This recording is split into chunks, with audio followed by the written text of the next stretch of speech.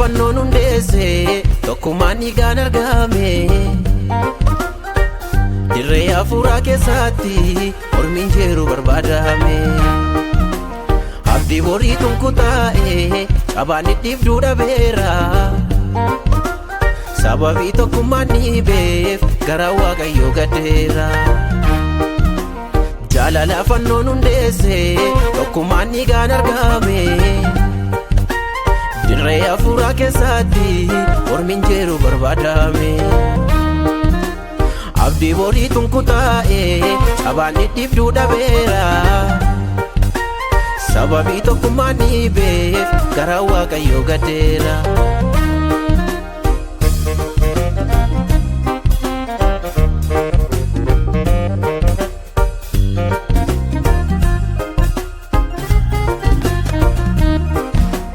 Salphinni kaasuu nu guute du'a fakkaataa jiraani.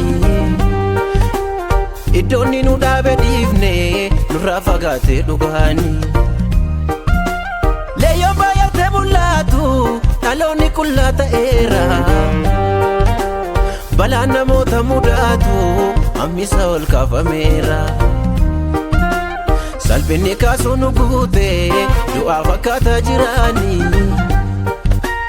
Iddoonni nu dhaabe dhiifne nurraa fagaatee dhugaani. Leeyyoon baay'atee mul'atu dhaloonni qullaa ta'eera. Balaan namoota mudatu hammisa ol kaafameera. Jaalala fannoon hundeesse tokkummaan dhiigaan argame. Dirree hafuuraa keessatti mormiin jiru barbaadame. Abdii borii tunkutaa'e cabaan dhidhiibduu dhabeera. Sababii tokkummaan dhiibeef gara Waaqayyoo gadeera. Jaalala fannoon hundeesse tokkummaan dhiigaan argame.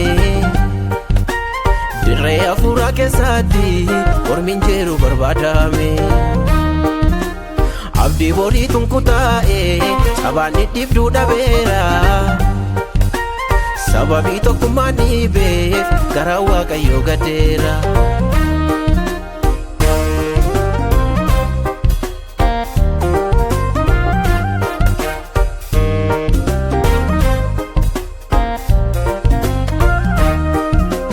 Idaan jaalala jennani dhugaan gatii nu baasisa.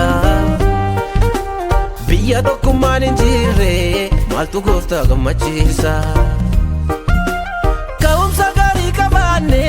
Ga'umsa gaarii maaf dhabne. Obbolummaa oduu goone garaa keenyaan gargar cabne. Hidhaan jaalalaa cinnaani dhugaan gatii nu baasisa. Biyya tokkummaan hin jirre maaltu gooftaa gammachiisa. Ka'umsa gaarii qabaanne ga'umsa gaarii maaf dhabne. Obbolummaa oduu goone garaa keenyaan gargar cabne. Jaalala fannoon hundeesse tokkummaan dhiigaan argame. Dirree hafuuraa keessatti mormiin jiru barbaadame. Abdii borii tunkutaa'e cabaan dhidhiibduu dhabeera. Sababii tokkummaan dhiibeef gara Waaqayyoo gadeera. Jaalala fannoon hundeesse tokkummaan dhiigaan argame. Dirree hafuuraa keessatti mormiin jiru barbaadame.